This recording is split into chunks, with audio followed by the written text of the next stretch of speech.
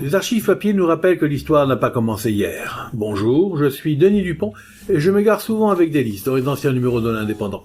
Suivez-moi avec le podcast Je vous parle d'un temps. 5 août 1971. Des hippies voulaient camper près de Palavas.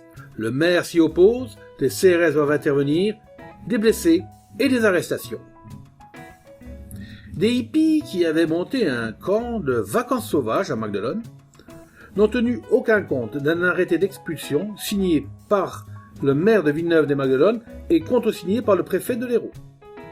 Pendant la nuit, leurs effectifs s'étaient même accrus de nouveaux arrivants. C'est ainsi que quelques 500 campeurs, dont la plupart s'étaient installés sous les abris en roseaux, ont participé à un vaste méchoui composé de moutons rôtis et de fruits et le tout arrosé de vin. On alluma de nombreux feux de camp et jusqu'à une heure avancée de la nuit, danse et chants alternèrent. Aussi, à l'aube, tout le monde dormait, lorsqu'une compagnie de CRS et 2 compagnies de garde mobile cernèrent le camp. Les représentants de l'ordre passèrent de tente en abri pour signifier l'ordre d'expulsion. Il était 5 heures. Les campeurs ensommeillés obéirent sans trop rechigner, abandonnant sur le terrain 10 cajots de fruits et plusieurs bonbonnes, dont certaines contenaient encore du vin. Les uns à pied, les autres à bord d'une 50aine de véhicules, ils quittèrent le village.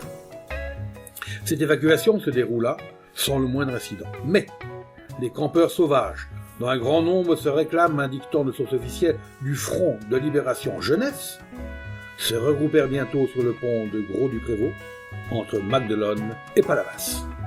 Ils y édifièrent une sorte de barricade avec de grosses pierres et s'y retranchèrent. Garde mobile et CRS investissent alors les abords de ce pont et intiment aux jeunes l'ordre de se disperser. Ceux-ci leur répondirent en hurlant « CRS, assassin !» Mais le bastion des jeunes hippies se trouvait au milieu d'un camp de toile rassemblant plusieurs milliers de vacanciers. Certains de ceux-ci redoutaient les dangers d'un affrontement pourrait faire courir tant à leur personne qu'à leur installation, intervenaient auprès des forces de l'ordre pour que la liberté soit laissée aux hippies de camper en cet endroit. Par contre, d'autres invectivèrent les hippies. Simultanément, un groupe de responsables des campeurs sauvages ouvrait des négociations avec les CRS. Mais, n'obtenant pas satisfaction, ses membres se mirent en devoir d'expliquer, à l'aide d'un haut-parleur, à l'intention de la foule des campeurs organisés, qu'on les avait chassés d'un camp et qu'ils voulaient lutter contre toutes les formes d'oppression. Après un quart d'heure de palabres, les CRS chargèrent. Ils étaient accueillis par une grêle de grosses pierres. 3 représentants de l'ordre étaient atteints, 2 aux jambes et un autre plus gravement dans la région abdominale. Néanmoins, le pont devait être bientôt évacué. Chassés de leur position, les hippies se répandèrent alors à travers le camp de toile, d'où ils continuaient à lancer des cailloux sur les gardes mobiles et les CRS. Ces derniers ripostèrent bientôt avec des grenades lacrymogènes, dont certaines retombaient sur les toiles de tente. Une femme et un enfant devaient être atteints aux jambes par des projectiles. Selon les renseignements recueillis par une source officielle, les campeurs sauvages auraient alors lancé quelques cocktails Molotov, ce qui expliquerait l'incendie d'un matelas pneumatique. Ces échauffourées se poursuivirent durant quelques minutes au milieu de la plus grande confusion. Les femmes apeurées poussaient de véritables hurlements. D'autres s'évanouissaient. On voyait l'une d'elles, révoltée, frapper des hippies à coups de bâton.